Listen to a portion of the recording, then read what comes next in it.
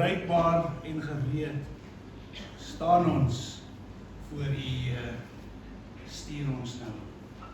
Is jy reg om gestuur te word vanmôre? Amen. Waar die Gees ons lei vanmôre. Amen. Prys die naam van die Here. Dit is Dawid wat 'n bedersvaartslied gesing het en gesê het, ek was bly toe hulle sê vir my, laat ons na die huis van die Here gaan. Is jy bly vanmôre?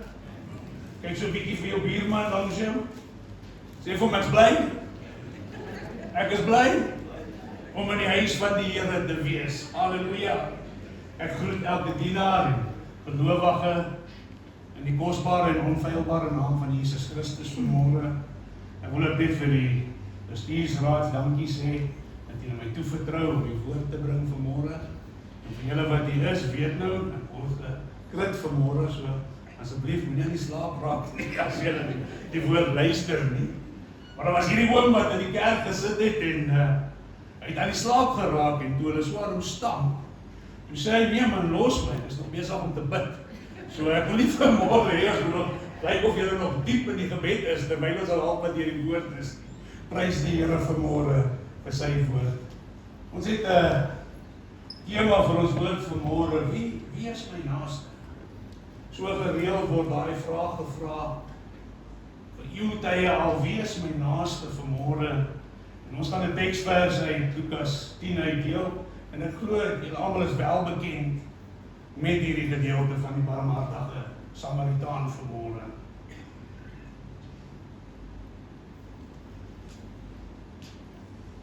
Ek gaan 2 versies uit my Bybel uitlees, wat moet gou oopmaak.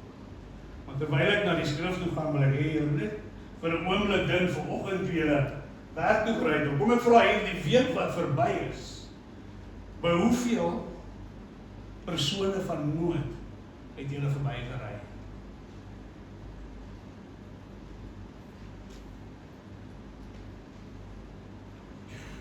Miskien was daai man wat op die hoek staan,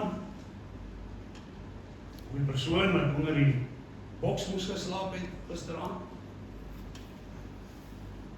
Die bedelaar wat ons so gereeld sien, hulle het hulle staanplekke, hulle het hulle hoeke, ons ken hulle, ons sien hulle, daagliks, ons elkeen het ons eie ene, vir wie ons help en vir wie ons eer. Vraag wat ek net wil stel vanmôre is, hoeveel van julle het hulle gesien en net verbygestap? Dis nie 'n vraag om iemand te beskaam vanmôre nie, ek staan self skuldig aan dit. Die vraag is net, stap ons verby? Stap ons nog verby die wat in nood is, die wat ons nog nodig het, of stop ons?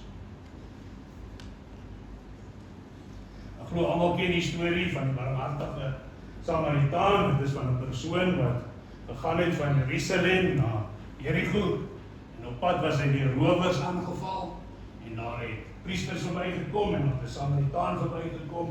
Hy was hulp aangebied en hy was gesorg gewees en dit is kortliks die verhaal of die gelykenis in Lukas 10. Sal julle aanraai vir die wat meer in detail wil gaan lees hom graag weer vanmiddag nadat julle die woord gehoor het.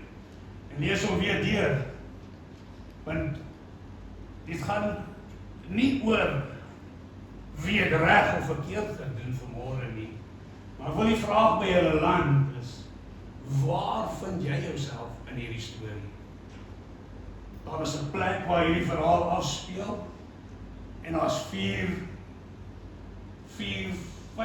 karakters in hierdie storie.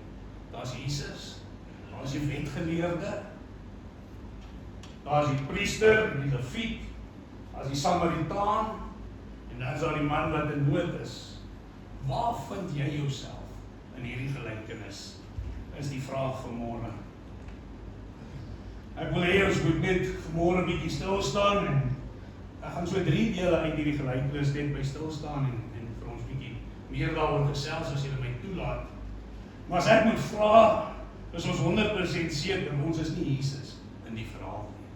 Ek is 100% seker. Ek kan met groot gemak ook sê dat ons nie die rowers is in die verhaal nie. Die vraag bly dan staan, is ons die priester of die leviet of die Samaritaan? Wie is my naaste? Die afgelope week het ons deur pastoor, baie dankie vir die geseënde woord. Hy het nou mooi verduidelik die verhaal van by die ete, toe Jesus gesê vir Petrus, as ek dan nie jou voete was nie, het jy geen deel aan my nie. Dit was mooi uitgelê, mooi vir ons verduidelik, ons verstaan dit nou baie goed, en vanmôre wil ek, sal nie sê aanlas by dit nie, maar ek nog 'n verhaal inbring, 'n gelykenis van die barmhartige Samaritaan. Die eerste deel wat ek wil hê ons moet kyk na, kom in Lukas 10 vers 25. En daar het 'n sekere wetgeleerde opgestaan wat hom versoek het deur te sê, meester, wat moet ek doen om die ewige lewe te beerwe? En hier wil ek net gou, dit staan nie op die bord nie, maar net gou die 2 versies tot en met 29 inhaal vir ons. En hy antwoord en sê, jy moet die Here jou God lief het. Eers sê Jesus vir hom in 26, en hy antwoord, wat is in die wet geskrywe? Wat lees jy? Ek kan amper net soveel vanmôre na ons gevra word, wat lees ons wat in die wet van die Here geskrywe is, om die ewige lewe te beerwe? En die wetgeleerde, hy antwoord in vers 27, en hy sê, jy moet die Here jou God lief hê uit jou hele hart, en uit jou hele siel, uit jou hele krag, en uit jou hele verstand, en jou naaste soos jouself. As jy 'n bietjie van die skrif ken, dan sal jy verstaan, hy is besig om 2 versies by mekaar te sit, want op 2 verskillende dele in die woord van die Here is, jy moet jou naaste lief hê jouself, en dan praat hy ook in die gebod, jy moet jou lief hê met jou hele hart en jou hele siel. En vers 28 sê hy, toe sê hy vir hom, jy het reg geantwoord, doen dit en jy sal lewe. Net daar en dan kan ons sien dat die verhaal kon eindig het.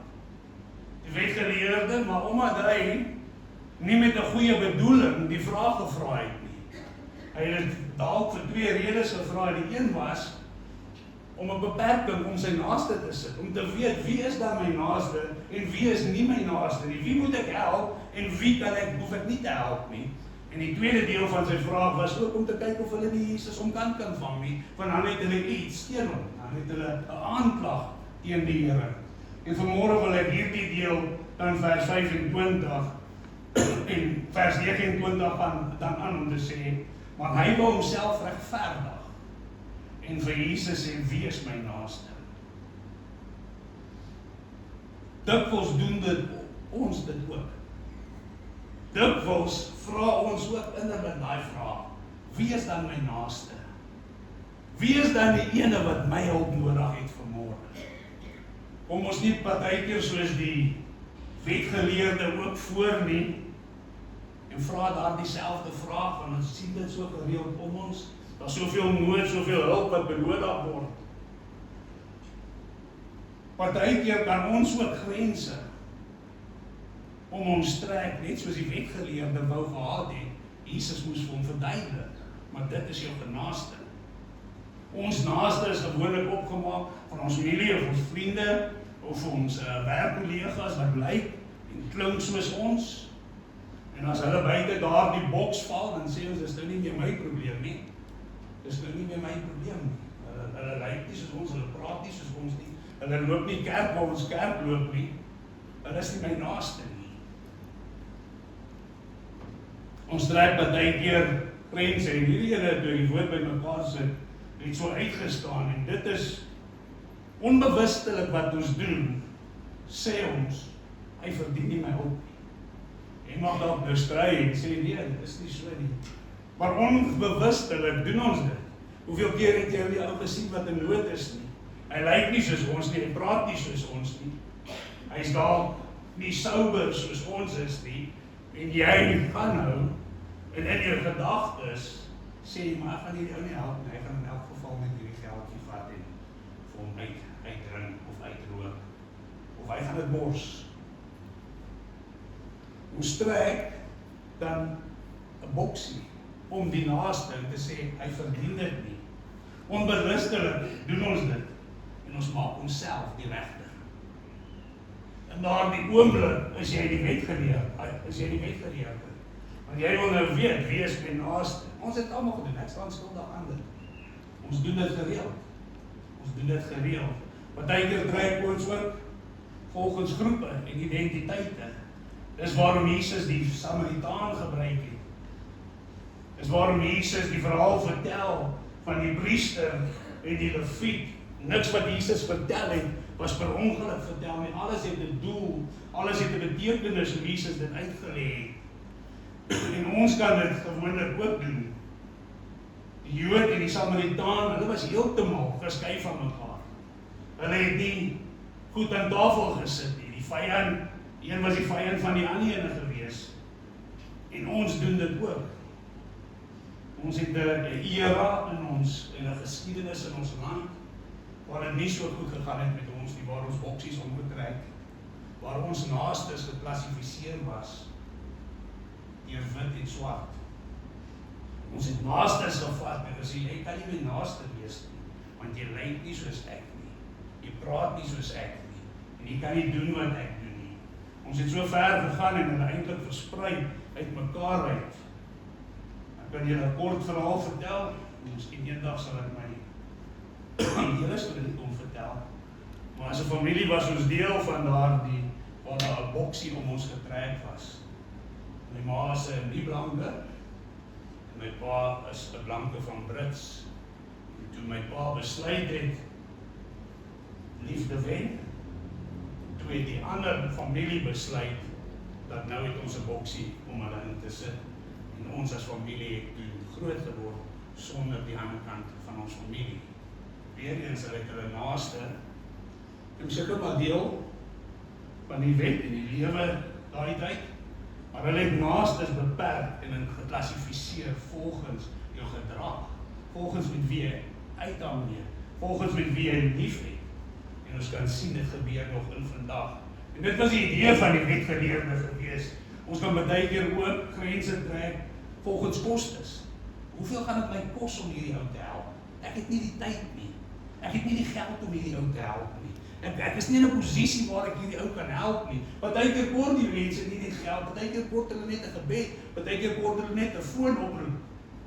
Maar ons is geneig om te sê, dit is nie eens veilig vir my om hierdie ou te gaan help nie. Dit was absoluut glad nie veilig geweest vir die Samaritaan om daar te stop nie. As jy die storie lees, dan sal jy verstaan, dit was 'n baie ongemaklike roete geweest. Die rowers het daar gestaan en wag vir die wat verbykom. Maar die Samaritaan het dit opgegee. Hy het nie beperking omgesit vir wie hy wil help nie.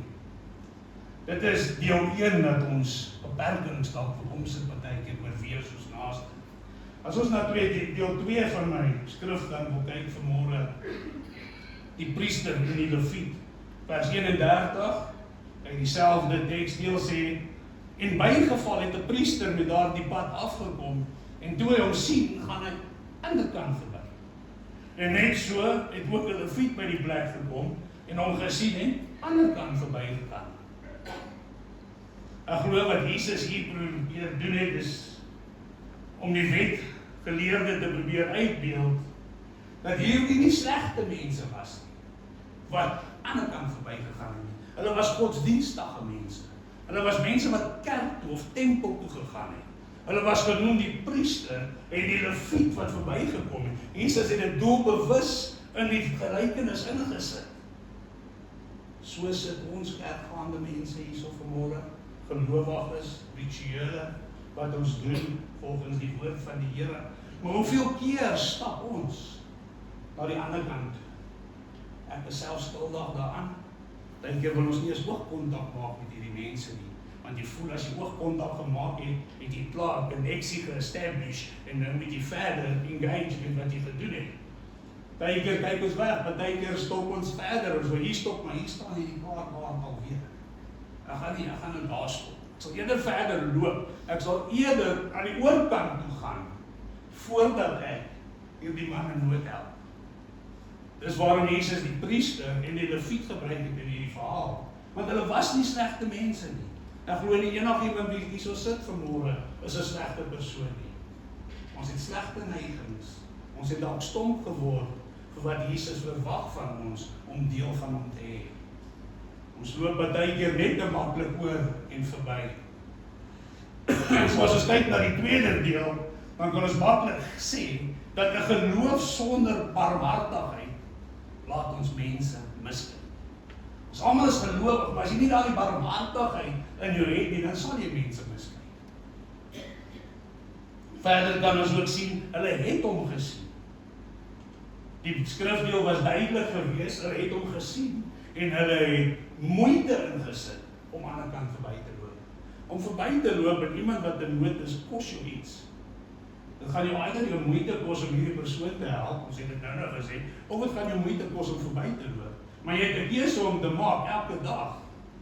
Nou ek weet dat elkeen wat hier so sit, gaan absoluut nie die hongersnood, die finansiële druk van almal in hierdie land of in jou dorp of in jou straat eers kan mee help nie. Net Jesus kan dit doen. Ons het gesien hoe hy die visies en die brood gevat het en duisende mense gevoer het. Hy alleen is in sy mag om almal te help. Maar ons wat hierso is, moet versigtig wees dat ons die barmhartigheid in ons hart nog het wanneer ons die nood sien van ander. Hulle het die God van barmhartigheid gedien en die geleentheid was reg voor hulle, maar hulle het die opdrag gemis. Volgens die gelykenis van die Here. Hulle het ook nie per ongeluk gedoen nie, net soos ons nie per ongeluk hierdie mense miskyk. Ons maak doelbewuste besluite om either hulle te help of om aan om te gaan. Ons is geneig om te sê, en dis almal die verskonings, ek kan julle vra, wat is julle verskoning as julle die nood sien? Ek het er 'n paar gehad, ons het 'n paar gehad in my huisgesin. Ons het mense daar gehad, ons eie familie, wat hulle trek jou so af, jy kan net nie meer nie, en dan kom ons dan en sê ons, maar hy wil homself help. Ek gaan hom nie help as hy nie homself kan help nie. En hy staan en weet dat hy kan gaan werk soek. Wat staan hy die hele dag? Dat hy gaan werk soek. Een wat ons hou van om te gebruik as godsdienstige kerkgangers, die Heilige Gees sal vir my sê, wanneer en waar ek moet help. Die skrif het jou al klaar gesê waar om te help. Die skrif kom vanmôre terug na jou toe en herinner jou. Jy het nie die Heilige Gees se stem nodig elke keer wanneer jy dink waar wat jy moet help. Die woord is wees my naaste vanmôre. Prys die naam van die Here. Die derde deel wat ek dan wil uitdeel, deurgang vanmôre. Die Samaritaanse innigte jammerte. Vers 33 en dieselfde teksvers sê, maar 'n sekere Samaritaan wat op reis was, het op hom afgekom en toe hy hom sien, het hy innig jammer gevoel. Ek wil net dat daar die vers so rond of 3 insing by julle.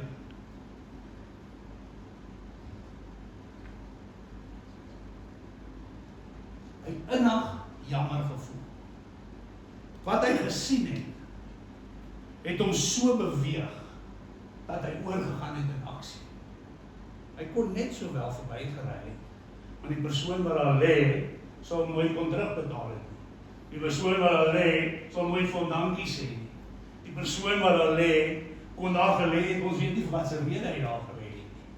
Ons weet net, hy was half dood en daar gelos en gestaan. Maar toe hy innig jammerte in sy hart gevoel het, het dit hom beweeg dat dit oorgegaan het in aksie.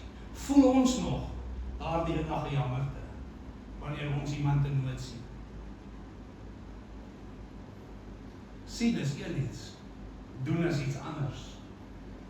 Ons kry baie mense jammer, ek weet dit, want ons sien so baie, en dan dink jy vir jouself, hoe het hierdie persoon in hierdie posisie opgeland? Wat se keuses het hy gemaak, en ek dank die Here vir die verlossing en sy genade oor my lewe, want ek weet wat verkeerde besluite, waar jy kan opeindig as jy daardie besluite maak. En as ek hierdie mense sien, dan wonder ek vir myself, is hulle nog steeds besig met daardie besluite? Jy sien, ek dink al klaar boksies om hierdie mense. Ek dink al klaar, hoe gaan ek hierdie mense kan afskei, waar hulle is, hoekom is hulle hier? Maar die Samaritaan het dit nie gevra nie. Hy het innig jammer gevoel. Hy het dadelik oorgegaan, soos sy hart hom gelei het. Net om te bevestig, dat die Samaritane en die Jode nie saamgekom het. Die hoor wat sê hulle vir Jesus in Johannes 8 vers 48, hy is nie op die bord nie. Maar ek wil net vir julle sê dat die Samaritaan en die Jode nie saamgesit nie. Hulle sê die skrif, sê ons nie met reg dat u 'n Samaritaan is en van die duiwel besete is nie. Dit is hoe erg die vergelyking was vir die Samaritaan. Maar dit het hom nie geplan nie. Hy het nie omgegee wie vir hom wat sê nie, wat die Jode vir hom sal sê nie, wat die priester of die leviet vir hom sal sê nie. Volgens die gelykenis het hy dadelik oorgegaan in aksie.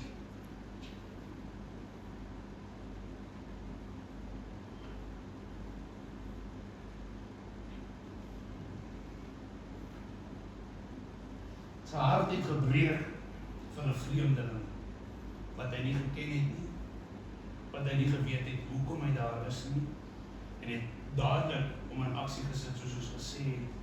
As ons hierdie deel net wil afbreek en so 'n paar puntjies net daaroor sê, sy jammerte was nie 'n gevoel gewees nie. Ons voel baie jammer vir baie mense, maar dit bly daar. Ons weet ons kan nie alles vir almal doen nie. Maar ons moet probeer kyk dat ons in aksie beweeg vanmôre. Ons moet kyk dat ons jammerte nie net daar staan en jammer bly nie. Daar is so baie wat ons kan doen vir die wat in nood is. Daar is so baie wat in nood is. Daar's mense wat hier sit vanmôre wat in nood is en ons weet dit nie eens nie. Ons is te besig, soos die priester en die leviet. Ons is te besig om aan te gaan met die kerkdinge, met ons planne, met ons vergaderings, bestuursraad, goedjies, al hierdie dinge beweeg. Maar voel ons nog innig jammer. Vra ons nog die vraag, wie is in nood vanmôre? Ons harte kon stom geword het deur die herhaling wat ons sien. En ons het geleer om oor te stap. Dit is die 3 dele wat ek vanmôre vir ons wil gepreek het uit die skrif uit. Die wetgeleerde wat probeer het om boksies om te sit. Die priester en die leviet wat hierdie dinge sien, wat nie slegte mense was. Nêrens in daardie deel lees ons, hulle was slegte mense nie. En dan die Samaritaan. Miskien is jy die een wat in nood is vanmôre. Miskien is jy die een wat daar lê, jou situasie lyk half dood, daar is nie meer uitweg nie. En jy kort 'n Samaritaan vanmôre. Jy kort dalk iemand om uit te reik na jou vanmôre. Waar vind jy jouself in hierdie verhaal? Lukas 10 vers 36 en 37. Wie dan van hierdie 3 dink jy was die naaste van hom wat onder die rowers verval het? En die skrifgeleerde het toe geantwoord en hy kon absoluut geen ander antwoord gee behalwe hy wat barmhartigheid aan hom bewys het. En toe sê Jesus vir hom, gaan en doen jy net so. Gaan en doen jy net so. Direk nadat die wetgeleerde gevra, wat moet ek doen om die ewige lewe te beerwe? En omdat hy wou slim wees en boksies probeer maak het en die Here probeer uitvang, draai die Here die vraag om. En hy sê, gaan en doen jy net so vanmôre. Ons het daar die liedjie gesing, Here I am, send me Lord. Gaan en doen jy net so vanmôre. Ek wil julle vinnig 'n storie van barmhartigheid vertel. Ons het nie krag gehad Vrydag nie. En ek moes werk die nag Vrydagoggend vir ons biduur sessie wat ons 5:00 het en ek was toe 'n minuut later. Was 'n minuut laat gewees, maar ek het dit gemaak. Ek het daar uitgekom en ek het Vrydag so 'n bietjie laat gewerk en die krag het later in die dag aangekom. Maar ek het nog later gewerk by die kantoor en ek was bietjie besig om my preek te werk. En uit die bloute uit welkom Piet oor my. En hy vra vir my, het julle krag? Is daar iets wat julle nodig het vanaand?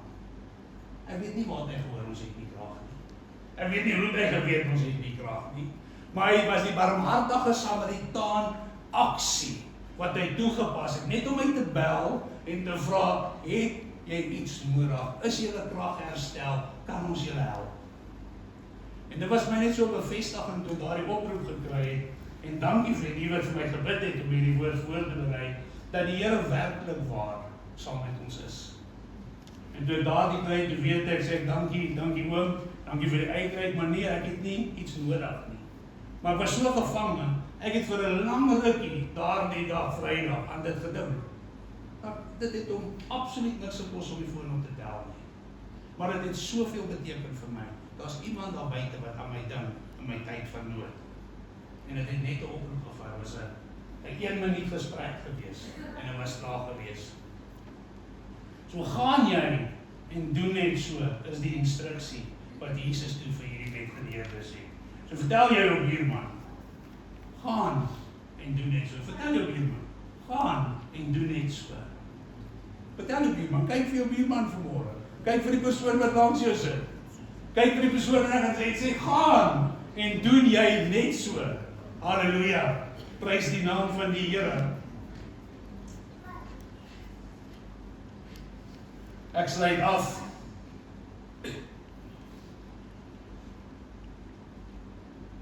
Laat ons nie die godsdienstige stelsel regkry wat ons so goed doen nie en die barmhartigheid mis vanmôre nie.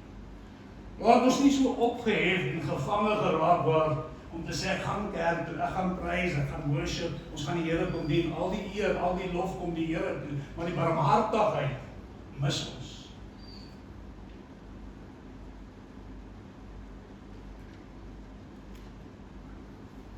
My laaste teksvers vir die oggenddiens. Kom ons kyk wat sê Hosea 6 vers 6. Ons gaan van die bord af lees. My versie sê vir ons. Hy sê, want ek verwag liefde eerder as offers. Ek verwag toewyding aan my eerder as brandoffers. Die Samaritaan het nie hierdie verse ken nie. Ons weet hulle was nie soos die skrifgeleerde gewees, hulle het hulle eie geloof gehad, maar hy kon hierdie vers uitlewe sonder dat hy die vers geken het. Want hy het 'n liefde in hom gehad, hy het 'n innige jammerte gekry vir wat voor hom was. En hy kon iets aan die situasie gedoen het. As jy vir die gelykenis gaan lees, hy het sy tyd gevat, hy het afgeklim, hy het die persoon olie en wyn aangesmeer, hy het hom toegedraai, hy het op sy pap dier gelaai, hy het hom gevat na 'n herberg toe waar hy vir hom voorsiening kon gemaak het, hy het betaal uit sy eie sak uit.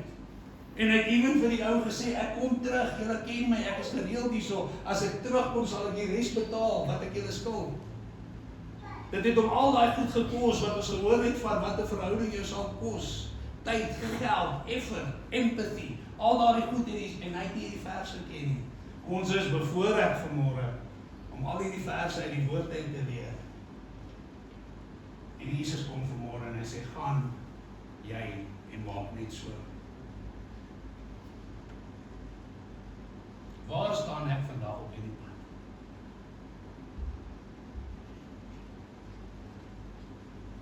Sien, voel, doen. Ek sluit af met hierdie laaste gedeelte. Sien, voel, doen.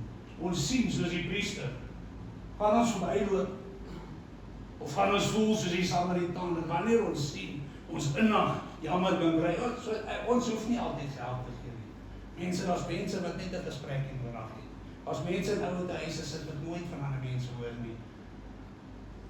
Jou buurman mag dalk die een saamigste persoon wees in die wêreld, jy weet dit nie eens nie. Al wat dit gaan vat, en drink 'n koppie koffie, nooi die volgende persoon uit. Miskien vat dit jou vanmôre om aan te sluit aan een van die goedjies wat ons hier by die kerk doen. Miskien vat dit jou vanmôre om net te stop by daardie persoon langs die pad. Daardie een wat jy elke dag so kyk en probeer vermy. Miskien is dit jou geleentheid om daar te stop en te sê, broer, suster, kom ek vertel jou van die Jesus wat ek dien. Kom ek bid saam met jou sodat hy jou lewe kan verander, soos dat hy my lewe verander het. Kom ons wees nie soos die wetgeleerde nie. Kom ons vra nie vandag, wie is my naaste nie, maar kom ons vra eerder, vir wie kan ek vandag 'n naaste wees? Amen. Dit is die einde van my woord vanmôre. Ek dank U dat U na my geluister het. Ons gaan vir Pastoor Pieter vra of ons kom afsluit in gebed het oor hierdie woord.